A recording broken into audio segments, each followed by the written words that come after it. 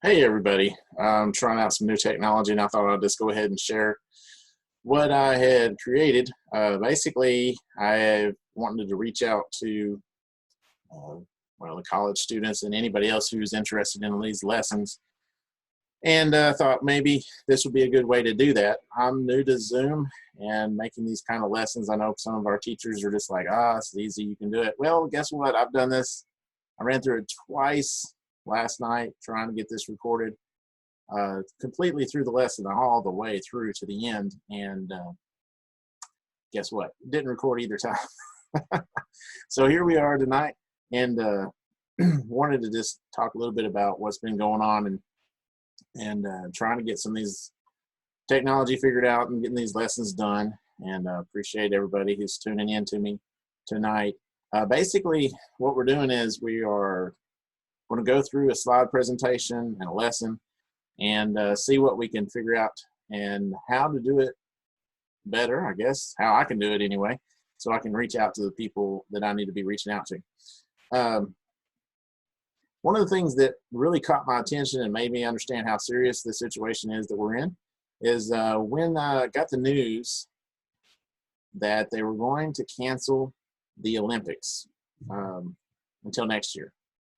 And that's a big thing. That just made me understand how seriously people are taking this, because I can't imagine how many millions, maybe even billions of dollars went into preparing the venues and the buildings and all the things that they needed to get ready for the Winter Olympics.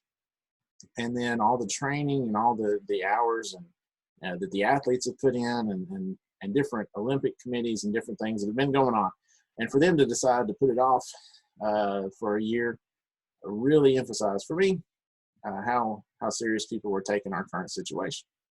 If you are just joining us and trying to figure out what's going on, we are trying to figure out how to do some lessons through the internet, through social media, Facebook, YouTube, that kind of thing. We are part of the Weevils for Christ campus ministry here at the University of Arkansas at Monticello, and we're going to take some time tonight to go through a devotional, try to reach as many as we can and test some of this technology. And so, like I said, the Olympics was one of the big keys, and that reminded me of a lesson that I did a couple of years ago. For some, this may be a review. For some of you, it's going to be new. But I thought I would try it before I create a whole bunch of new stuff, and this would give me a chance to try a lesson and see how it's going to work with this kind of technology. So the Olympics is one of those things that for a lot of people, for me anyway, it's one of the few sporting events that I actually pay attention to. I'm not one of those ones that will just turn on the news or turn on the TV and watch a football or baseball game. I have been enjoying this last little bit here where we were doing some of the intramural games with the college kids, some of the games that we were going to, collegiate games, the basketball games, the volleyball, just recently the girls women's softball, and enjoying those events. But for me, what makes it fun is the people that are there with us and talking to the people in the crowd and that kind of thing. Getting to go to the football games and set up the information booth that we were able to do this year to help try to spread news and information about the Weevils for Christ program on the UAM campus. So for me, though, every couple of years, an Olympic event will roll around. And 2 years ago, in 2018, it was time for the Winter Olympics, and those are pretty fun. I like them, and I got involved in watching bobsledding, luge, and skeleton especially. There's a lot of the different skiing events and like the what do they call it, the triathlon, where they're skiing and shooting and different stuff. I don't know if that's even the right word, but those things for me are pretty cool. I enjoy watching them and find them interesting. So it got me to thinking about how often we use events and things going on in our daily life, and we can use those as teaching tools, especially if it's a big event, big thing going on that other people are paying attention to, and it gets their attention. So when you're talking about the Olympics, that's a pretty big event around the world. A lot of people are tuning in. A lot of times I really I like watching the opening and closing ceremonies. They're really going out of their way to make those really exciting now. And one of the things about the Olympics is a lot of the events are races, and the Bible's definitely going to tell us a little bit more about races and how important it is for us to run the race like we want to win. And running the race like we mean it is an important part of what it means for us to be a Christian. So how does that tie in to the Olympics? Well, as I mentioned before, they're postponing this year's, and we'll have to wait for that. I usually get into the swimming events and things for the summer games. But in the past, in 2018, some of these were winter events. The bobsled, in particular, like I said, skeleton and luge. Bobsled, this little cylinder of plastic. I think they got it up to like nano carbon tubes or something nowadays. They're fancy. They're all as much science as they can pump into them. And, this one happens to be a two-man bobsled. And this little tube is flying down this ice that's as hard as concrete. And they're going like 85 and 90 miles an hour. It's crazy. I wouldn't even, I don't know if I'd want to do any of that even in the car. So these guys, though, this is the luge. And to me, it sort of looks like a surfboard maybe, or an ironing board even strapped to a couple of skis. Not much to it. And they're going down feet first and still going, 80 miles an hour. But then these guys who are doing the skeleton, I think they're a little bit crazy, to be honest. It's exciting, but going head first down that ice on this little bitty, smaller than most people would think of it even as a sled. And it made me think that, man, these people must this events must have started sometime in the past with some rednecks getting out there in the woods and maybe pulling their supplies along on some sleds. And one guy looks at the other guy and says, "Hey, you see that frozen creek? I bet you I can take this sled and go all the way to the end of it." Something like that. Anyway, something must have happened crazy like that. But they're going quick, and there's not always a good result when they crash and injuries occur. But let's look at this idea of the Olympics and talk a little bit more about what it makes, what lessons we can learn from the Olympics. So one of the things we know is the Olympics takes hard work. The people that are involved, the athletes especially that are involved, they have to train, they have to sacrifice, they have to persevere, they have to be disciplined. It takes a lot of hard work and long hours, sometimes even decades, to prepare themselves to get ready for these events. And the Bible's no different when it comes to the idea of hard work and the Christian. In Hebrews chapter 11 and verse 6, we're going to see here that we are expected to put work in this effort. It's not something that we just easily fall into and it just happens. It's going to take some effort. Hebrews 11 verse 6 says, "And without faith it is impossible to please God, because anyone who comes to him must believe that he exists and that he rewards those who earnestly seek him."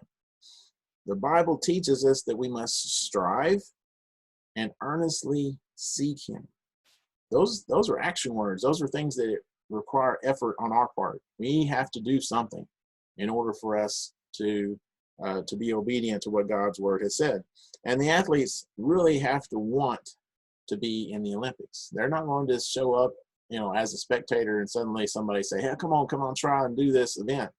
You have to work hard for years to get to where you are able to do those things. Deuteronomy chapter 4 and verse 29. Deuteronomy 4 verse 29. "But if from there you seek the Lord your God, you will find him, if you seek him with all your heart and with all your soul." If you say all, there's not much room for anything else. That's all. Not part, not just sometimes, all. Seek God with all your heart and with all your soul. The athletes had to give up their time, sacrifice much to be where they were in the Olympics. Those athletes that were looking forward to this summer Olympics, which was supposed to start in July 22nd, actually, July 22nd through the August the 9th. And it was going to be in Tokyo. There's already 206 countries signed up to go to that. There's going to be 33 different sports going on, 339 different events taking place. That's a lot of work, a lot of effort went into that. In Philippians chapter 3 and verse 14, Philippians 3 verse 14, I press on towards the goal to win the prize for which God has called me heavenward in Christ Jesus. To press on towards the goal to win the prize which God has called us to win.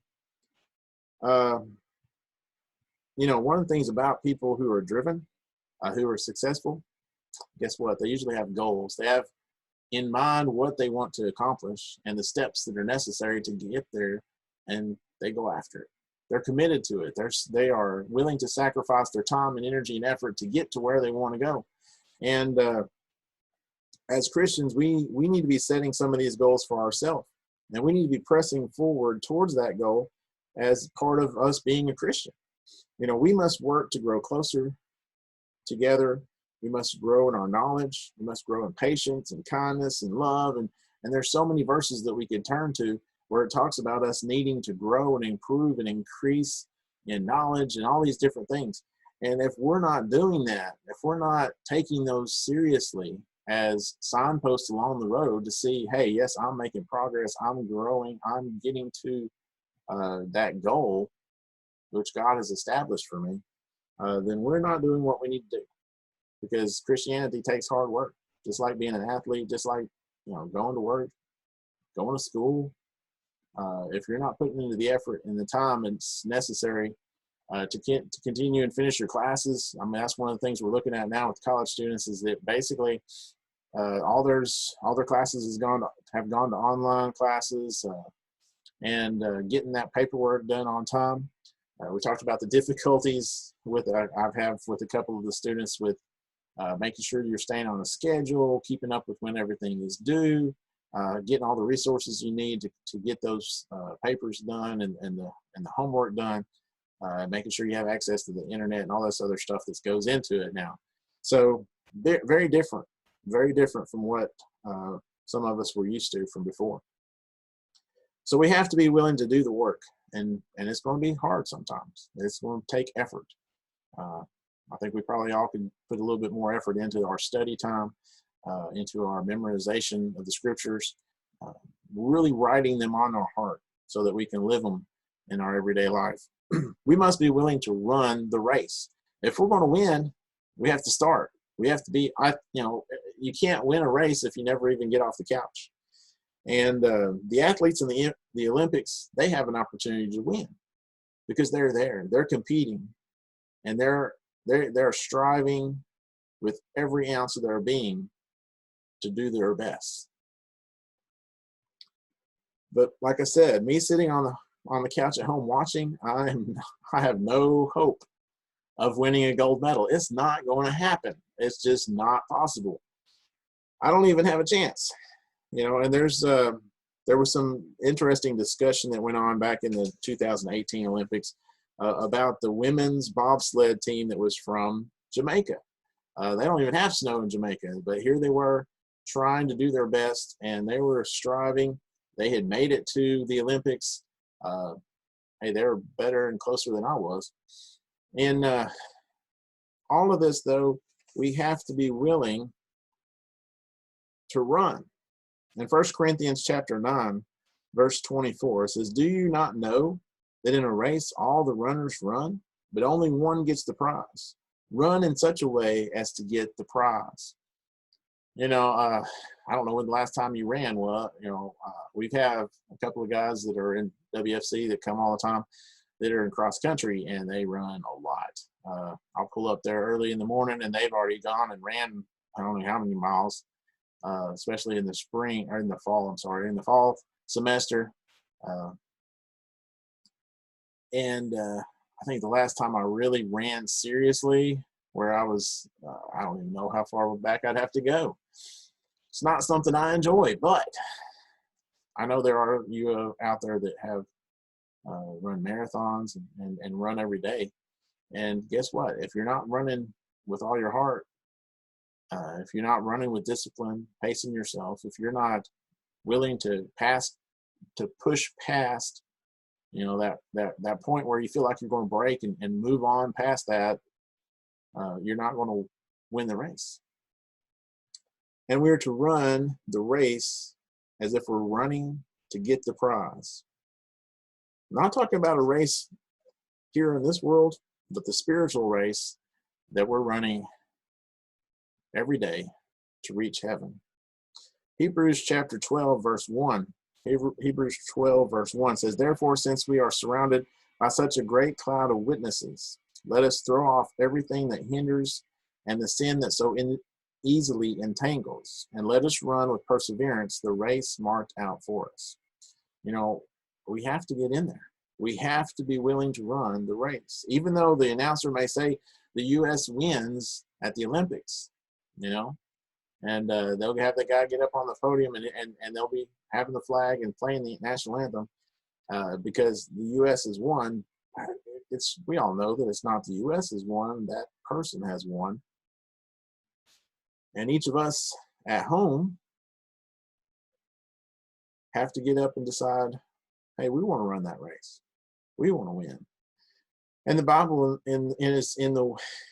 is the same way, in that it says that we can't run the race for our children. I can be hopefully a good dad. I can hopefully be a good teacher and teach them what they need to know. I mean, I'm hopefully going to be the example that I can be of what a good Christian can be. But when it comes down to it, on the day of judgment, the only thing that's going to matter is what they have done and the blood of Jesus, not what I've done, not what I've taught them. I'll be responsible for those things myself personally. And I'm not going to be able to get into heaven based on what my parents have done. My parents, thankfully, are faithful Christians. But the day of judgment, it's not going to be, it's not going to matter what my mom has done in her life. It's going to matter what I've done in mine. In fact, if you would, Romans chapter 2, verse 6 through 11 says this clearly. Romans chapter 2, 6 through 11 says, "God will repay each person according to what they have done. To those who by persistence in doing good seek glory, honor, and immortality, he will give eternal life. But for those who are self-seeking and who reject the truth and follow evil, there will be wrath and anger. There will be trouble and distress for every human being who does evil, first to the Jew and then to the Gentile. But glory, honor, and peace for everyone who does good, first to the Jew and then to the Gentile. For God does not show favoritism. Each person according to what they have done, your deeds, your words, and yes, actually even your thoughts and the intent of your heart is the way that the Bible talks about it, will be judged at some point. We need to be looking at that. We need to be living a life where we are running the race, and we know we're in the race and we're running to win, just like those in the Olympics. We have to live by faith. That's one of the things that you hear about, and you look at some of these athletes' backstories, and they talk about where they come from and how hard they've had to persevere. And it's based all on faith that they will one day achieve their goals, that they will one day be able to go to the Olympics and to perform and to take a part in the events and things that are there. And it made me think, especially of those that are in the bobsled, and they have 2-man teams and I know up to 4-man teams. And this one's a 2-man team. And the guy in the back, he really only gets to see the track at the very beginning as he's helping to push the sled and get it going. And then the driver jumps in, he jumps in, puts his head down, and hunkers down, and that's it. He's just back there, and he has to trust in the guy that's in the lead or in the driver's seat to get him to the bottom of the hill safely, to do what he needs to do to steer the runners and things to get it down to the end of the track. I have trouble riding on the back of a four-wheeler when somebody else is driving. Okay, that makes me nervous. And I've tell on myself even sometimes, especially when I haven't been driving with her very much, when my wife and me are driving in Little Rock and it's heavy traffic, I have to look out the side window. I can't look out the front if she's driving because it makes me nervous because I guess I need to be in control, I think. But life isn't really like that. We're not actually in control most of the time. We just think we are. And we have to have faith as Christians. We have to believe that others that have gone before us, especially in God and in Jesus, that they have laid the path down for us that we need to follow. So we have to live by faith, a lot like these athletes do every day. In 2 Corinthians chapter 5, verse 7, it talks about faith, and it says, "For we live by faith and not by sight." You know, we may look around us at the world, and there's times when, depending on our situation, that we may think everything's out of control and our life is falling apart. We may lose a job. We may, the illness that's going on in the world today, our house may burn down, a natural disaster. We've already had a couple of tornadoes hit Arkansas. Those are things that we can't control.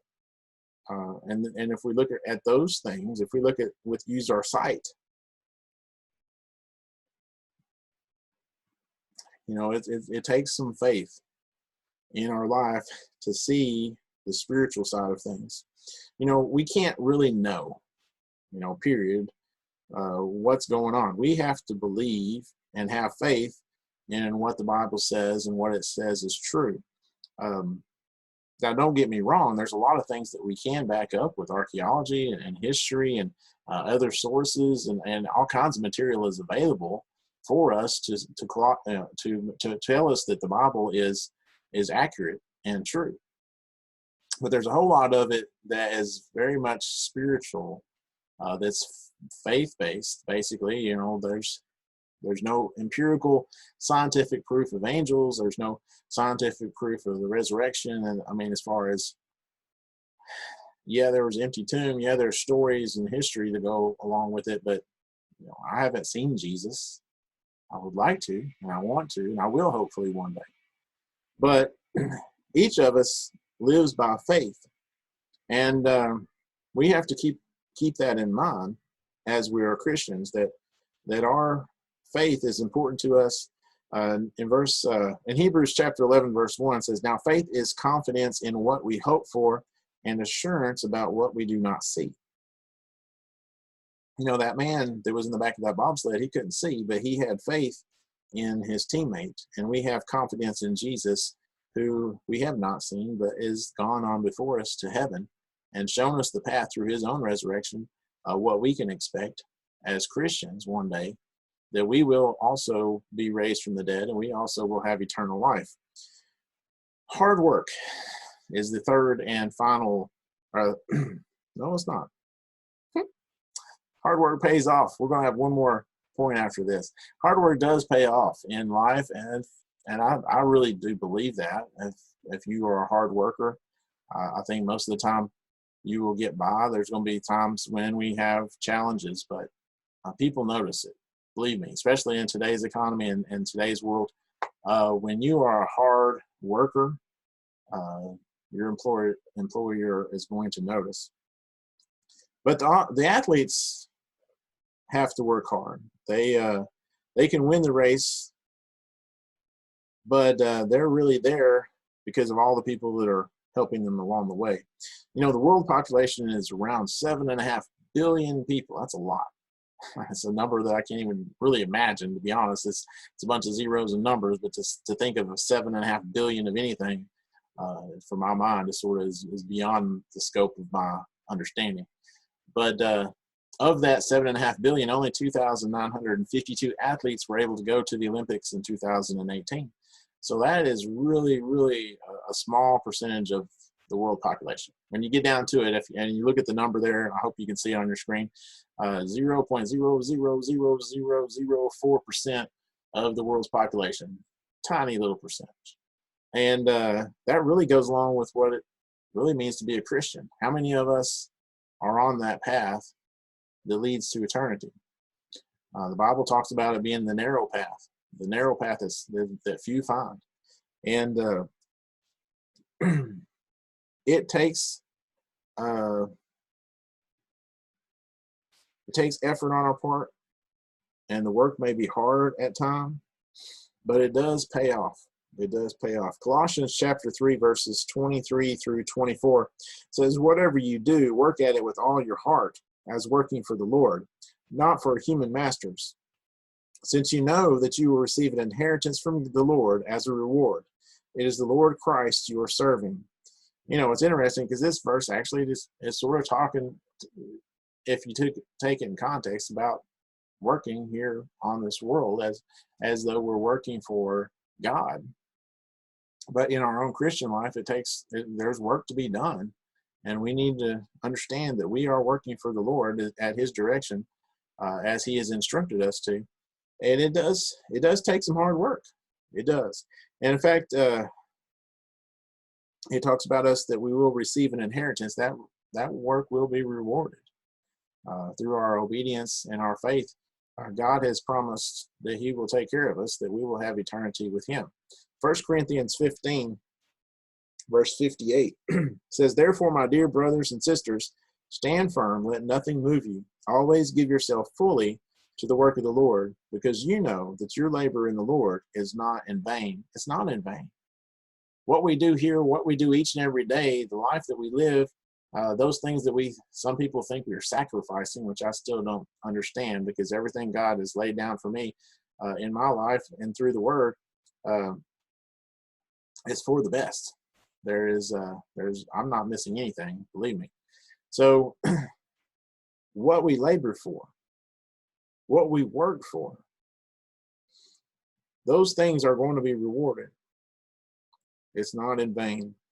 Galatians chapter 6, verse 9. You know, not always will things go smoothly for us.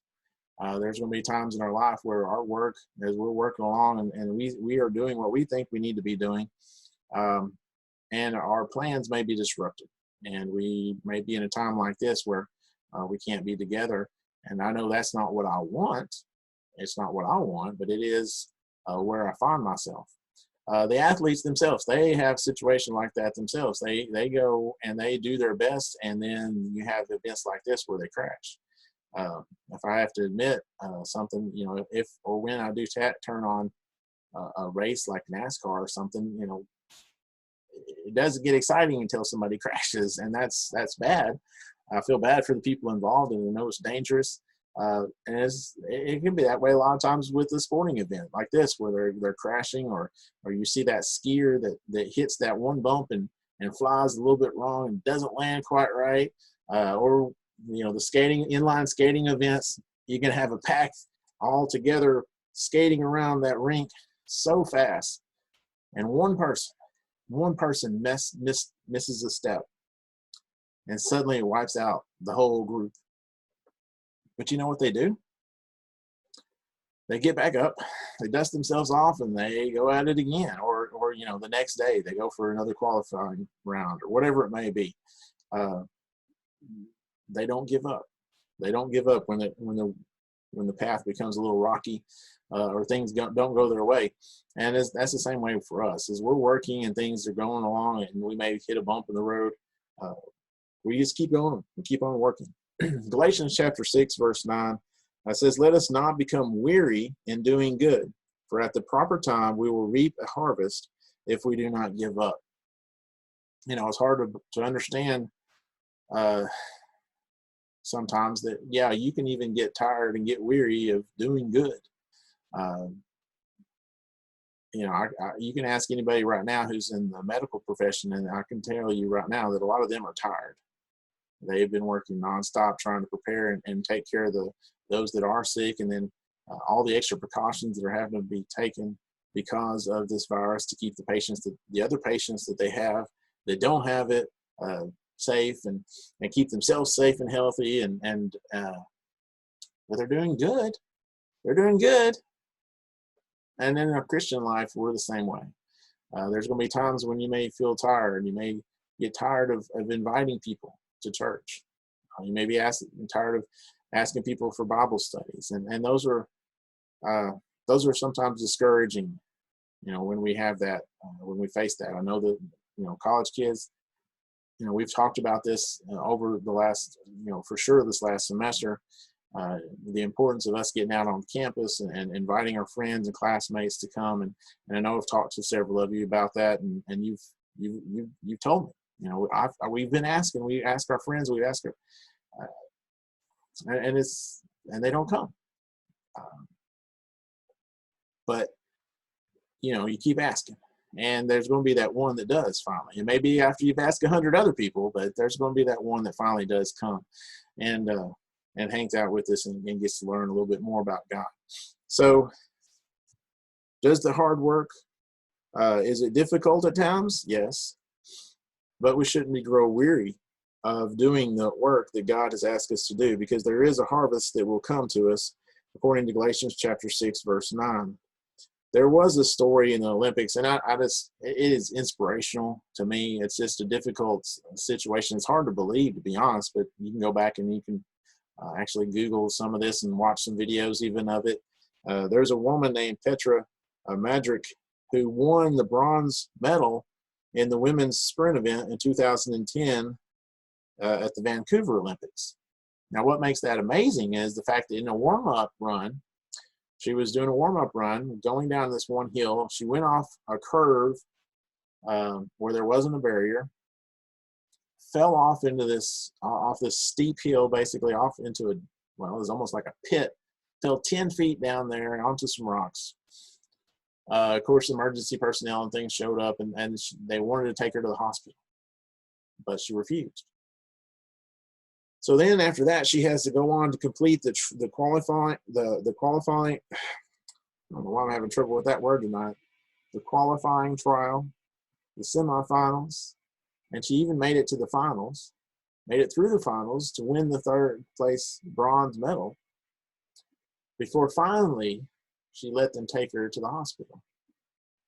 When she got to the hospital, they found out she had 5 broken ribs and a punctured lung.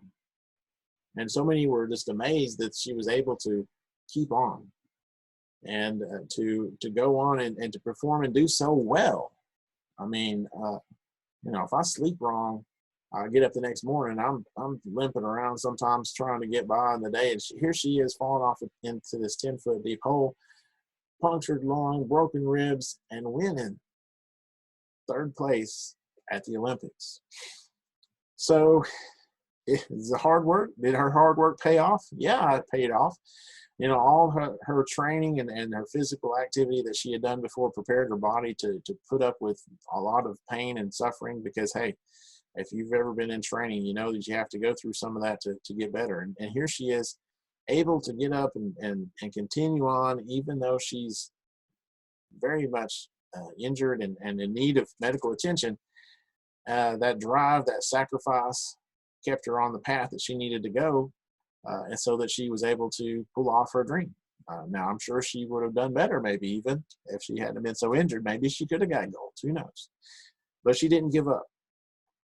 And the life of these athletes is one in which they can't do this alone.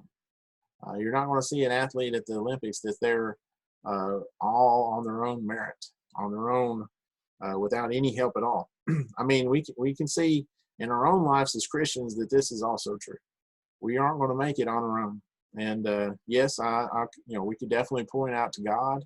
God is there for us. He's given us all kinds of promises in Scripture about what He's going to do for us, what He is doing for us, and then what Jesus has done for us, the sacrifice that He's given on our behalf. So yeah, we already know we're not doing it on our own. But beyond that, there's also more. These athletes have teammates, coaches, trainers, doctors, spouses, family, financial support, sponsors, The list could keep on going of all these people who are backing them up, who are helping them to get to where they need to be. And like them, we have those kind of people in our own life. It's a little bit more difficult right now because we're separated by space. All right. We shouldn't be separated by spirit. We should be united in our desire to serve God in our work here in our community. As Christians, the examples that we're setting for those around us, all of those things could and should unite us. In Ephesians chapter 4, verse 11 through 13, whenever I first became campus minister, this is sort of one of those verses that just popped out at me when I was looking at what did God really expect from a minister, because it was new to me, and I had been around preachers and ministers all my life, but at the same time, it's a little different when it's your job. And so what does God want from that position? And so you start looking at this verse, and it says, so Christ himself gave apostles and prophets, evangelists, pastors, teachers to equip his people for work of service, so that the body of Christ may be built up until we all reach unity in the faith and in the knowledge of the Son of God and become mature, attaining to the whole measure of the fullness of Christ. A little bit complicated sentence, but basically what it boils down to the fact that God had a plan. God knew going into this, and Jesus too, especially here in his early ministry, that we would need some sort of organization, that we would need some sort of help to get us through these hard times. We weren't meant to do this in isolation. And even though, like I said, we may be physically separated to some extent right now, that doesn't mean that we are alone in this. And we're here to help support each other. I know there's several that are already doing that. I know Paul and Kathy especially are at church on Tuesdays, phoning through and talking to as many members as they can get a hold of. There's those that are writing notes, letters, sending texts. I myself have been trying to hopefully keep up with you guys in the college group on texts and things. I know there's a couple of you that I text quite often, but each one of us can do something to make sure that we're connected and that we are staying strong and faithful. And that's part of our job as Christians, and it's part of the teachers, the elders, the deacons that we have, the preachers, the ministers, the Sunday school teachers, all these different ones that are there to help prepare us as a body, as the members, to do the work. It is each one of us to do that work. If the only one in our community is doing any work is Paul, our preacher. He can only talk to so many people each day. He can only visit so many people. There's only so much work he can get done. But all 100 and something of us start doing all the work that needs to be done. And each one of us is talking to people and visiting people and calling people and doing what we can. And suddenly you have an impact. You suddenly have a growth, because there's going to be a difference in our community because of all of us doing the job that we need to be doing. So we have the church to help us along in our race. The people that help us to face the challenges along the way. And when we do face challenges, to help pick us up and maybe dust us off and get us back on the path that we need to be on. And that's not necessarily going to be, as I said, the shepherds or the preachers. It's going to be the members looking out for each other, noticing our brothers and sisters, because we love them, are struggling, going to them and talking to them and helping them along the way, praying for them, what needs to be done. Hebrews chapter 10, verses 24 through 25. Some of this is a little hard right now. When I made this, we were meeting on a regular basis, of course, and this verse in particular talks about the importance of singing and singing together. And it is important for us to do that. It's very difficult for us to do right now, but we are not neglecting it. We're not trying to be apart. So let's read this verse and see what it says. It says, and let us consider how we may spur one another on towards love and good deeds. We're blessed in that we can pick up the phone and talk to somebody and encourage them and spur them on. We can send somebody a text. We can send somebody a letter, an email, You know, I was blessed to have somebody drop by some cookies. I appreciate them. Thank you guys. And they were good. They got ate up, I tell you. Something like that can help somebody out, lift up their spirits, and get them through that rough day. So we are to help each other, to spur each other on towards love and good deeds, not giving up meeting together as some are in the habit of doing. So it was their habit. They just weren't going to meet. They didn't care anymore. They weren't going to do what they were supposed to do. They were just going about their daily lives. We don't want to be where we're at. I missed you guys. Miss especially the Thursday night devos and the meals, the singing especially. Man, I like singing with you guys on Thursday nights out there at the college. Enjoy that a lot. In fact, a lot of times I'll get caught up and I would just about rather just sit there singing instead of doing the devotional sometimes.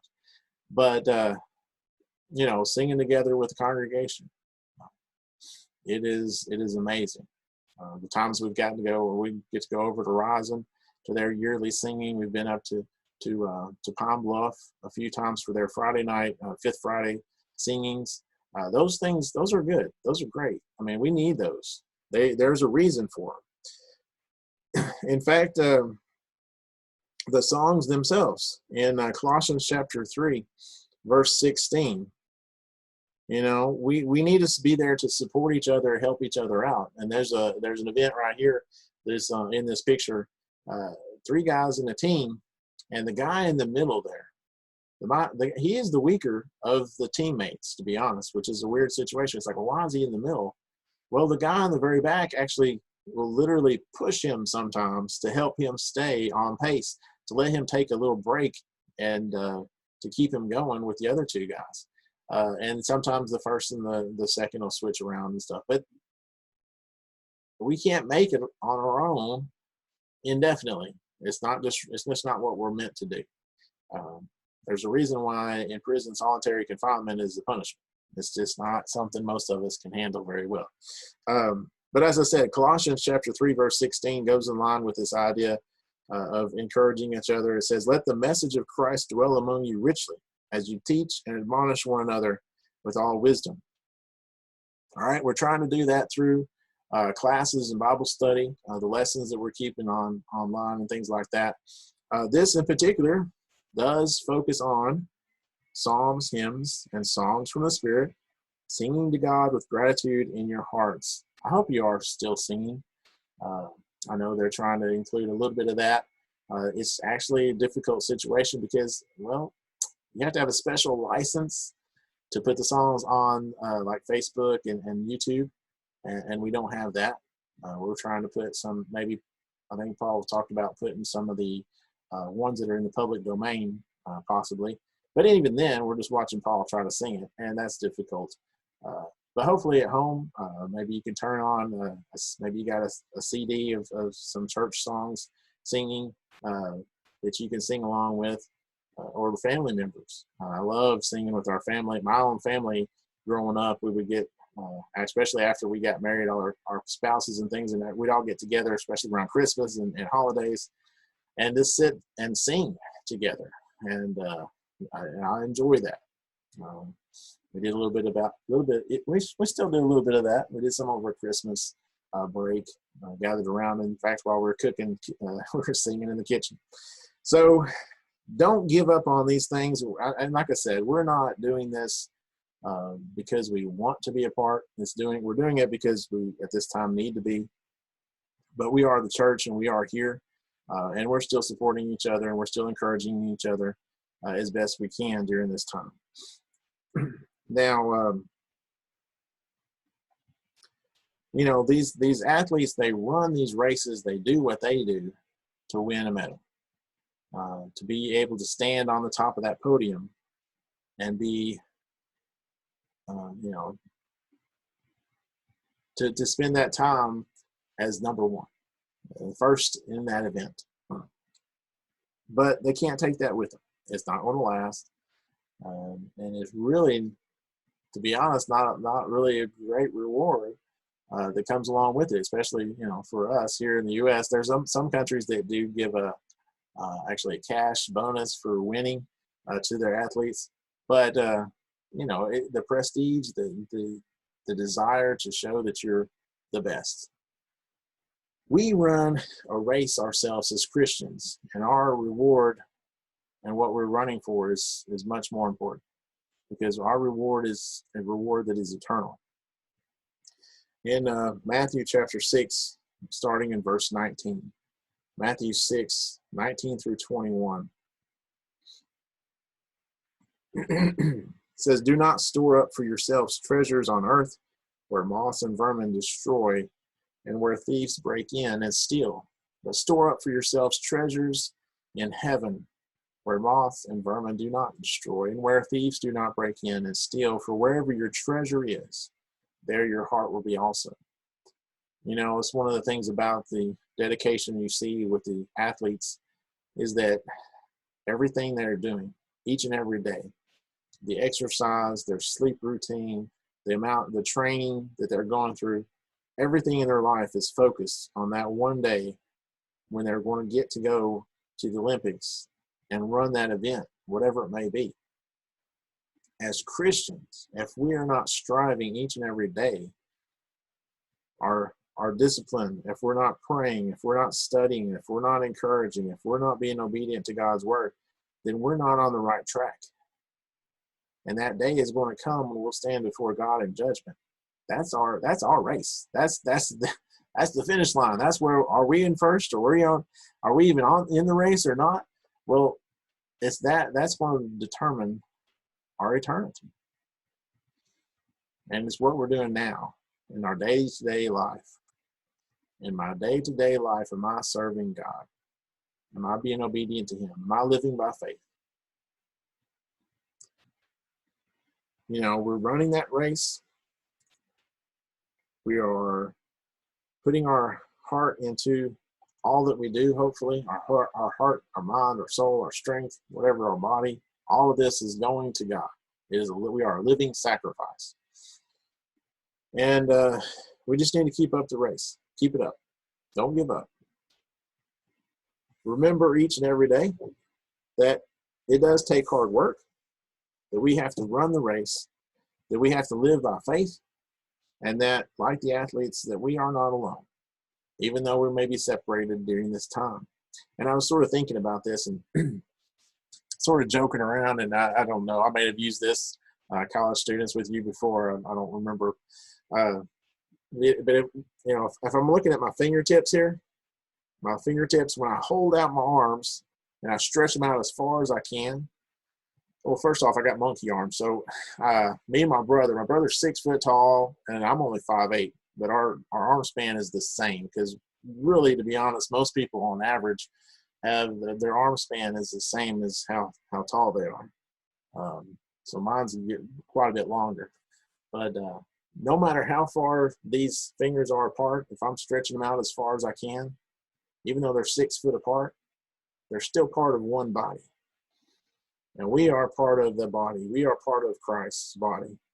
And whether I'm here in my home, or whether you're a Christian in Australia or China or England, Argentina, wherever you are, we are part of that body. We are part of that family that God has created. And we're to encourage each other and strengthen each other. And one day, we will all be back together here in Monticello, worshiping together and encouraging each other. And it is different. Believe me, I miss you guys. I miss, like I said, I miss the college students, seeing them every day, coming into the building and hanging out, being busy about their work, and just being comfortable enough that we got students come in and just lay down on the couch and take naps, and we got, it's family. That's what it's about. Just being comfortable enough to walk into your house and just lay down and kick off your shoes, and to go out to the church building here, the building where we meet anyway as the church, and to lay our burdens down with each other, to pray for each other, to once again shake hands, or to give the hug, to sing with each other, to hear a lesson and encourage each other in our time together we look forward to that. And I really do want that to return to us soon. I encourage you, if you've not already done so, do follow, the Monticello Church of Christ on Facebook, and they have a YouTube page. Weevils for Christ also does have a Facebook page, Twitter, Instagram, and we are starting a YouTube page, hopefully, with this video and coming soon, additional videos. Hopefully they won't all be like this lesson, a little bit more of a devotional type thought instead of something like this. But like I said, I was trying something new and wanted to put together something a little bit longer. So keep us in your prayers. We'll be keeping you in our prayers, I know. And until we can get back together, just stay safe. And if you need anything, give us a holler. You got the phone number, I hope. I know all the college students, you should have my phone number in your phone. And if somebody else is watching, you call the Monticello Church of Christ here in Monticello, Arkansas. And hopefully if you have a question, we can answer that for you. Or they can direct the call to me and I'll answer it for you, hopefully. But we appreciate you staying with us and listening to this sermon. And if you have anything we can do for you, if you have prayer requests, if you have needs, if you're not letting us know, we're not going to be able to help you. Encourage all the members. Do everything you can to reach out to those in our congregation here. Be encouraging each other, keeping everybody in our prayers. Man, we really do have the ability to be connected in ways beyond what the apostles would have been able to imagine. Calls, texts, emails, write those letters if you want to write the letters. Anything we can do to encourage each other and keep each other safe during this time. So once again, appreciate you, and I'm going to let you go for tonight. Hopefully we'll be able to get back together soon, and I'll try to get another video together ready for you guys. Hopefully by this coming Thursday. So have a good night.